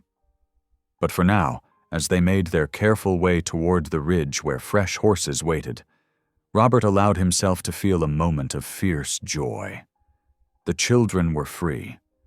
Whatever came next, they had accomplished that much at least. The wagons continued their slow progress into the night, carrying their precious cargo toward safety. Robert kept his hand near his revolver, watching their back trail for any sign of pursuit. But the darkness remained still and empty behind them, as though even the night itself was helping to shield their escape. Beside him, Miriam hummed softly to comfort a frightened child. The sound carried faintly on the cool air, a reminder of why they had risked everything. Robert glanced at the mission one last time before it disappeared from view, knowing his confrontation with Creed was far from over. For now, though, the children were safe. They had succeeded in the first part of their desperate plan. The wagons rolled steadily onward through the darkness, carrying hope with them into the uncertain night. The wagon wheels turned softly in the darkness, wrapped cloth muffling their progress along the rutted road.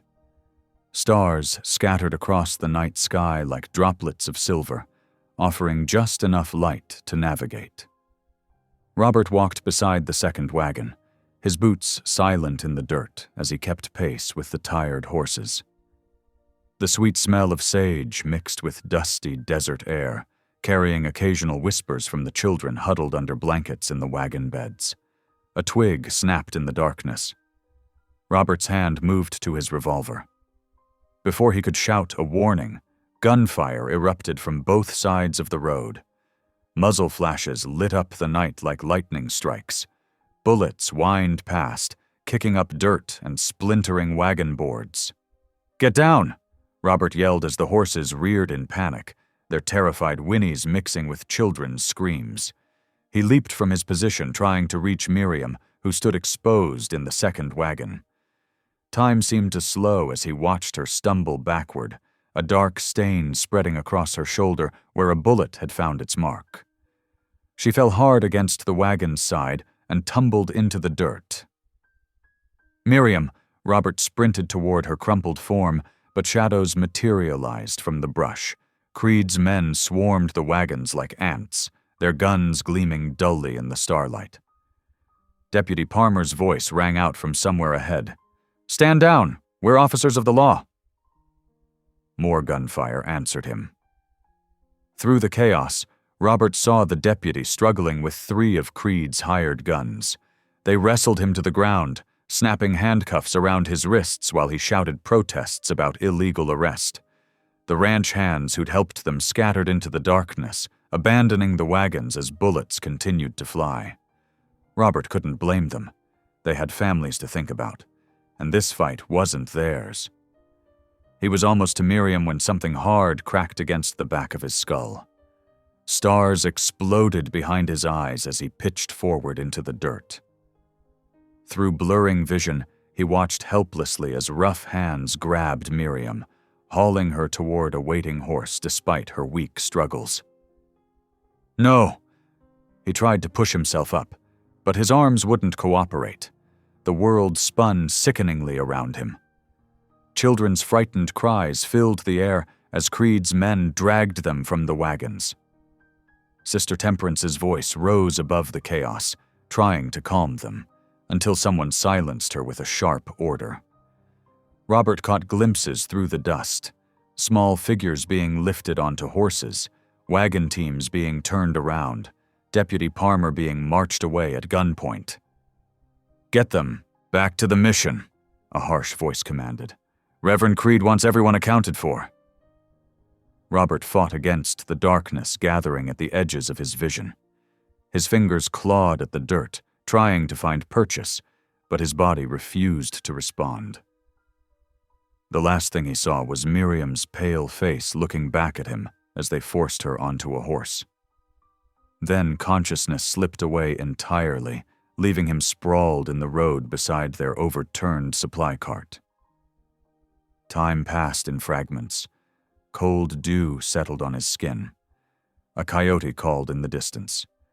The stars wheeled slowly overhead.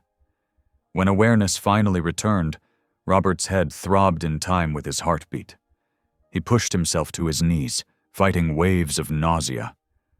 Dawn was just beginning to creep over the eastern horizon, painting the sky in washed-out watercolor shades of pink and gray. The scene around him told the story of their failure. Deep wagon ruts carved the dirt where the teams had been turned around. Scattered supplies lay where they'd fallen, blankets, canteens, food meant to sustain their escape. Spent bullet casings winked in the growing light like malicious eyes. And blood. There wasn't much, just a few dark drops where Miriam had fallen, but the sight of it made Robert's chest tighten with grief and rage. He forced himself to stand, swaying slightly as his head protested the movement. The supply cart lay on its side, one wheel spinning lazily in the morning breeze. Beyond it stretched only empty road, already beginning to fill with the day's heat. They had failed. The careful rescue plan they'd crafted now lay in ruins around him. The children they'd tried to save were back in Creed's grasp, along with Deputy Palmer and Sister Temperance. And Miriam? Robert's hands clenched into fists. Miriam was wounded, captive once again to the man who'd already caused her so much pain. The thought of her facing Creed alone made his stomach turn. He took stock of himself, cataloging injuries. The lump on the back of his head was painful, but not debilitating. His gun was gone, probably taken while he was unconscious. The canteen at his hip had been shot clean through, water long since soaked into the thirsty ground. But he was alive, and as long as he drew breath, he wouldn't abandon them.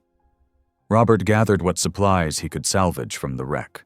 A few strips of jerky, a dented tin cup, some rope. His tracking skills would be useless here. Too many horses and boots had churned up the dirt. But he knew where they'd gone. The mission waited on the horizon like a dark promise. As he worked, the sun crept higher, burning away the last traces of night. The desert came alive around him, birds calling, insects humming, wind stirring the sage. It felt wrong somehow, this peaceful dawn after such violence. He thought of Miriam's face in the starlight, pale with pain but still determined.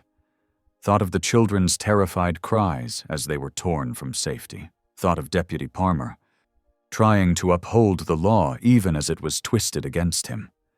Thought of Sister Temperance's quiet strength. They had trusted him to protect them, trusted his plan, his leadership, and he had failed them all.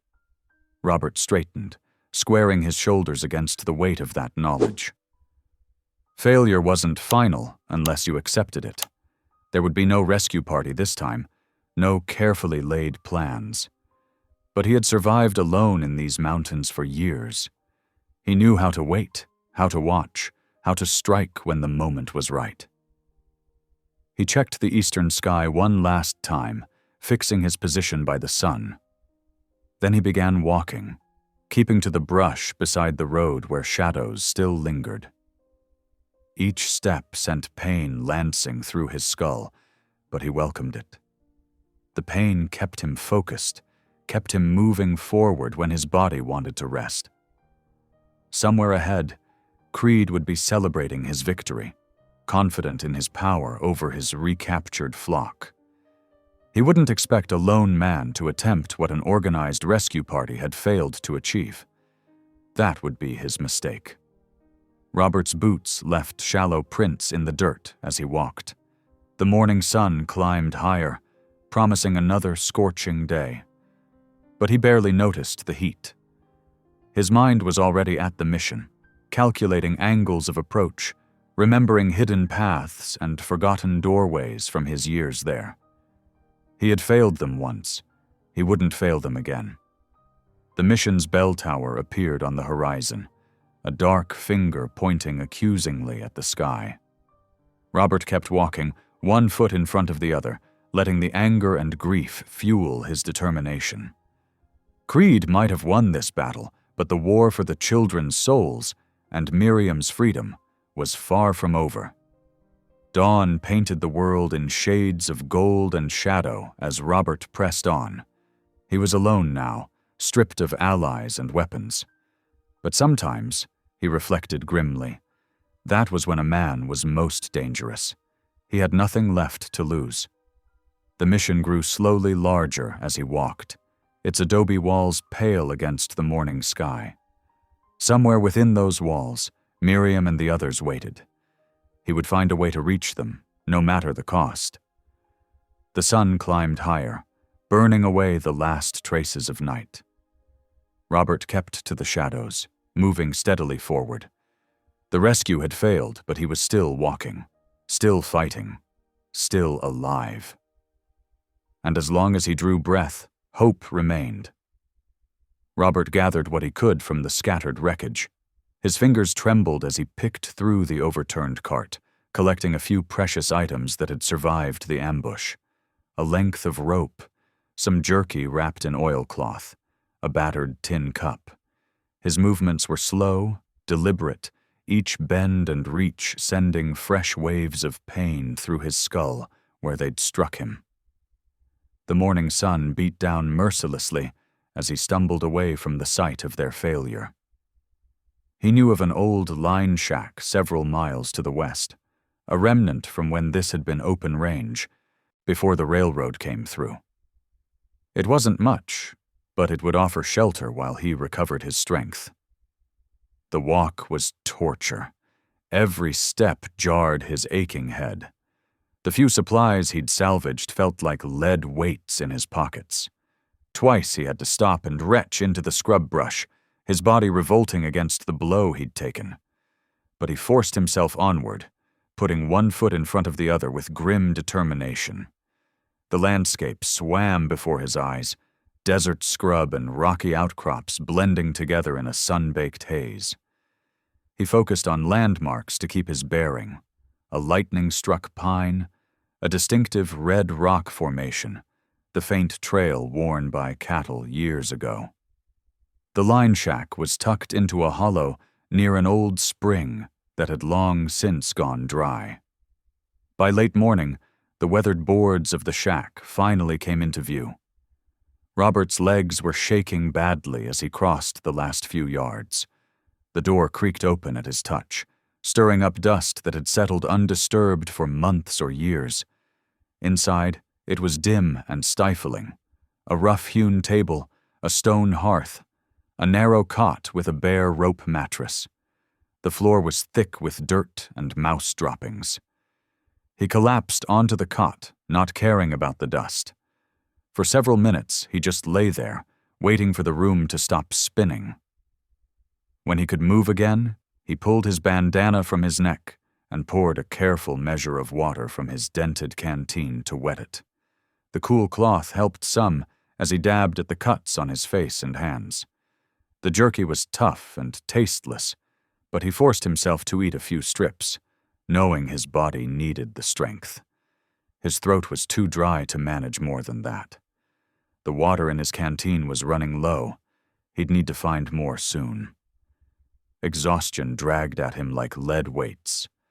Robert tried to fight it, knowing there was more he should do, tend his wounds properly, make some kind of plan. But his body had other ideas. The last thing he saw was dust motes dancing in a shaft of sunlight before sleep claimed him. Hours passed in a haze of fevered dreams, children crying, gunshots in the dark. Miriam's face, pale with pain as they dragged her away. He jerked awake more than once, heart pounding, reaching for a weapon that wasn't there. The angle of light through the shack's single window had shifted dramatically when he finally clawed his way back to full consciousness.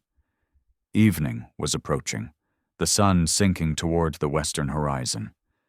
His head still throbbed, but the worst of the dizziness had passed. His mouth was dry as cotton. Robert sat up slowly, swinging his legs over the side of the cot. The empty shack seemed to mock him with its silence. No children's voices, no creaking wagon wheels, no soft breathing from Miriam sleeping nearby, just the hollow echo of his own ragged breaths. He thought of Miriam's quiet strength as she'd helped the children into the wagons, how gentle she'd been with their fear despite her own pain. Remembered the trust in their small faces as they'd reached for his helping hands, the hope in Sister Temperance's eyes when he'd agreed to help, Deputy Palmer's determination to do what was right, even knowing it might cost him his badge. They had all believed in him, trusted him to protect them. And he had failed them, just as he'd failed the mission all those years ago when he'd run away, rather than stand against the darkness that was growing there. The silence pressed in around him like a physical weight.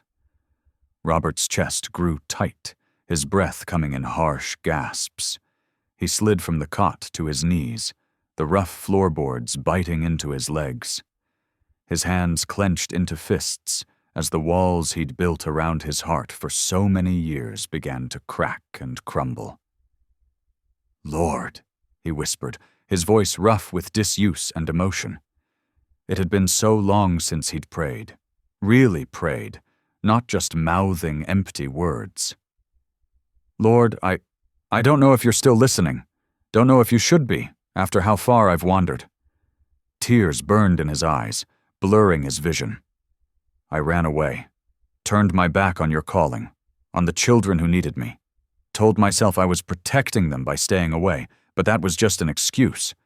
I was protecting myself, from pain, from responsibility, from having to trust in anything bigger than my own 2 hands.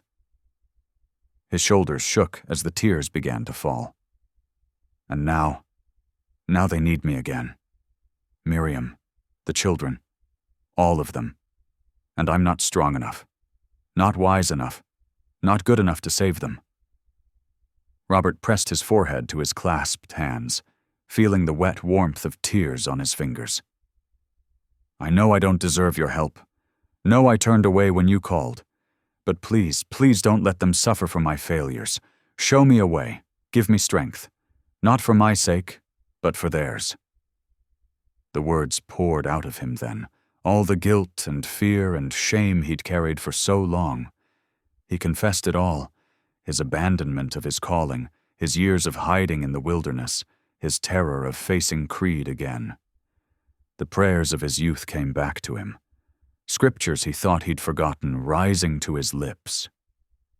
Outside the shack's walls, night deepened. The last rays of sun faded from the window. Stars began to prick through the darkening sky. Still Robert knelt on the bare floorboards, emptying his heart before the God he'd tried so hard to forget. When the last words finally faded, he felt hollow, but it was a clean hollowness, like a wound that had finally been drained of infection. His knees ached from the hard floor, and his face was stiff with dried tears. But something had shifted inside him, some burden lifted that he hadn't even realized he was carrying. Robert dragged himself back to the cot, his body heavy with emotional and physical exhaustion. The hearth was cold and dark, but he couldn't summon the energy to build a fire.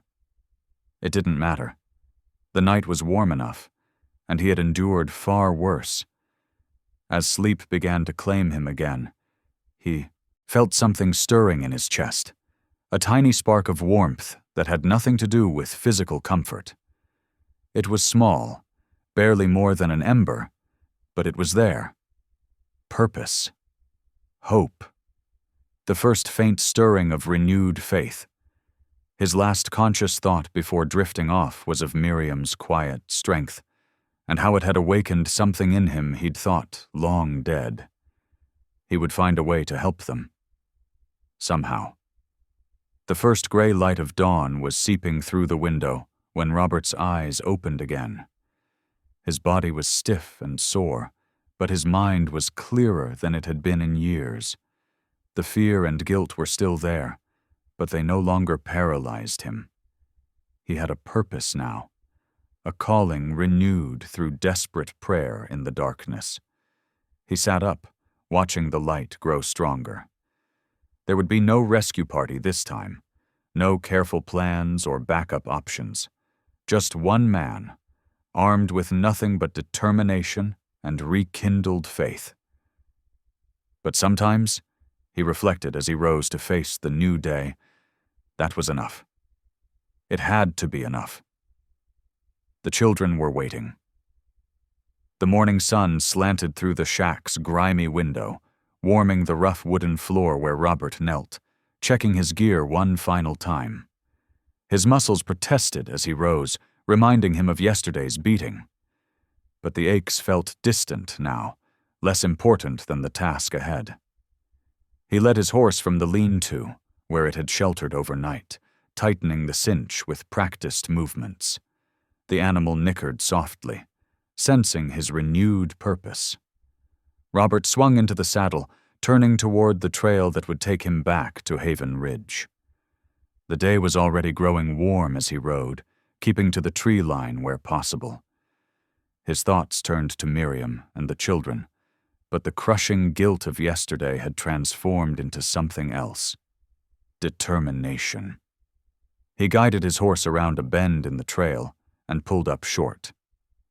Another rider waited there, slumped slightly in the saddle. It took Robert a moment to recognize Deputy Parmer through the bruises on his face. The lawman straightened as Robert approached, wincing at the movement. "Figured you might come this way," Parmer said, his voice rough but steady. "Creed had to let me go this morning. No legal grounds to hold me. His lawyer made that clear enough." Robert nodded slowly. "You rode out to find me?" "Had to share some news." Parmer adjusted his position carefully, favoring his right side. "Word of the ambush got around Haven Ridge faster than a prairie fire. Folks are angry, especially the ones with children who stayed at the mission over the years. Creed's losing support by the hour." Hope stirred in Robert's chest. "The ranchers, too?" "Some of them." Parmer's expression hardened. "Enough have figured out they were being used by the railroad. Nobody likes feeling played for a fool." They fell into step together, their horses matching pace as they turned toward Haven Ridge. The deputy shared more details as they rode, which families had spoken out, which remained uncertain, how the sheriff was struggling to maintain his neutral stance. The afternoon sun was slanting toward evening when they finally rode into town. Sister Temperance was waiting on her porch, as though she'd known they were coming. Her face lit up at the sight of them both alive and mostly whole. "Come inside," she said, holding the door. "There are people you need to meet."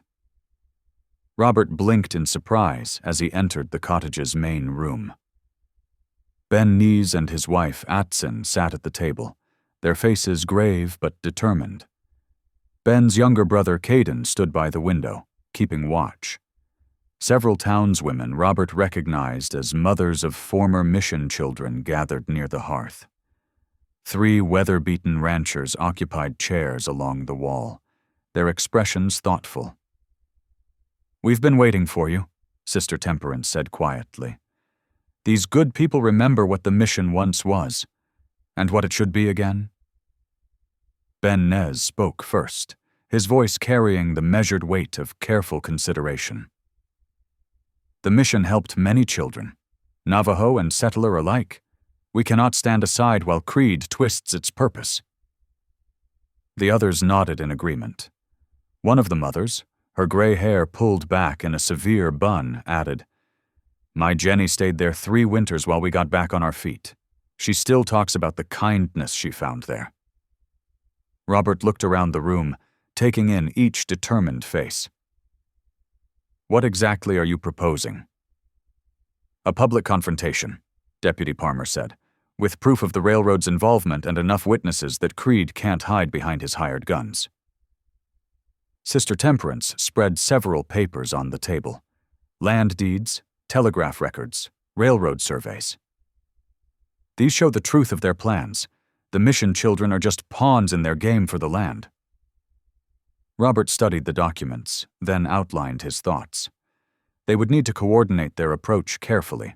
Armed townspeople positioned strategically, proof ready to present, children's safety ensured. The group spent hours refining the strategy as evening deepened into night.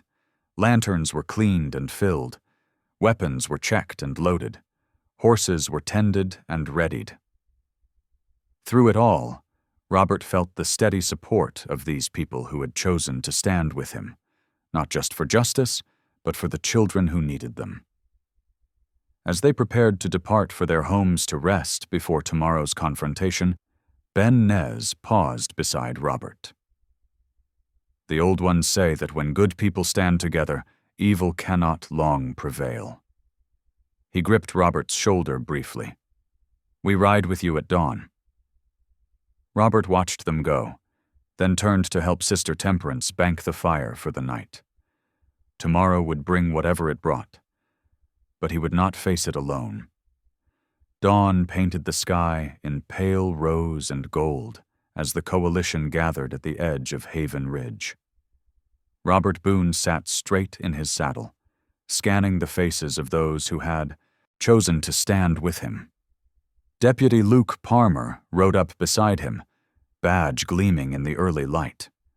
Behind them, 3 ranchers checked their rifles one last time, while Ben Nez and his family adjusted their horses' tack with quiet efficiency.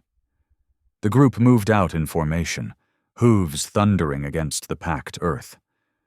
Robert led them along the main trail, setting a steady pace that would preserve the horses' strength. The morning air held a bite of autumn chill, but the sun promised warmth as it climbed higher. They stopped briefly at midday to water the horses at a shallow creek.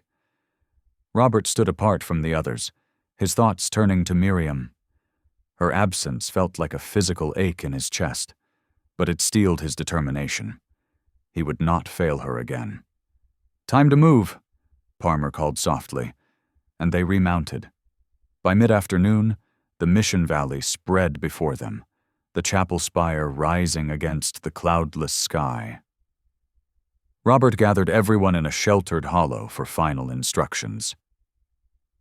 "We'll approach from 3 directions," he said, drawing lines in the dirt. "Ben, take your family and circle west. Marshal Johnson, lead your ranchers east. Deputy Parmer and I will come straight down the middle. Don't let anyone slip past you." They shared a simple meal of crusty bread and dried apple slices, eating quickly and quietly. As evening approached, the groups separated to their positions. Long shadows stretched across the valley floor, offering cover as they moved into place. Robert left his horse with Parmer and walked forward alone, keeping his hands visible at his sides. The chapel doors stood open, lamplight spilling onto the worn steps. Behind him, he could sense rather than see his allies spreading out, steady, watchful, ready but restrained. The sound of boot heels on wooden floors echoed from inside the chapel. Reverend Jasper Creed appeared in the doorway, a well-worn Bible clutched in one hand. His black coat caught the fading sunlight as he stepped onto the chapel steps.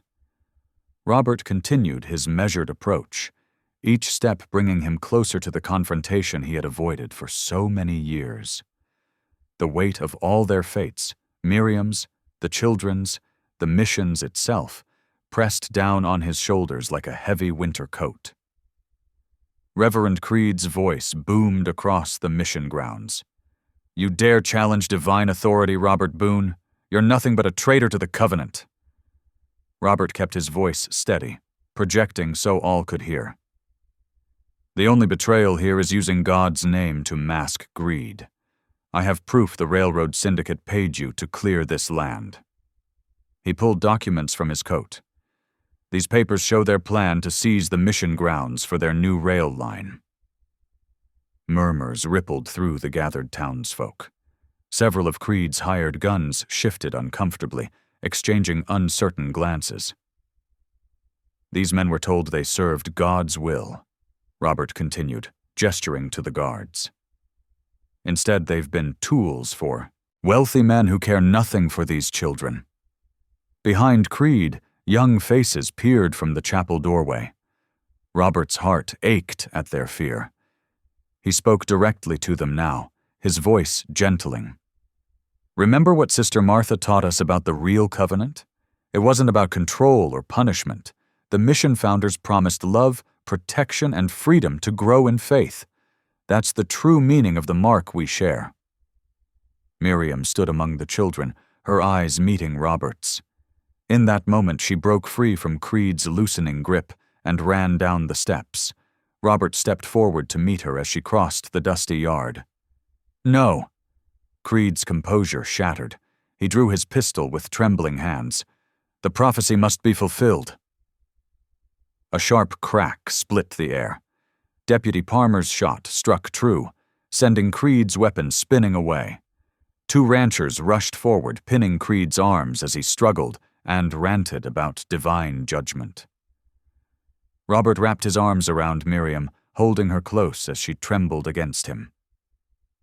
"It's over," he whispered. "You're safe now."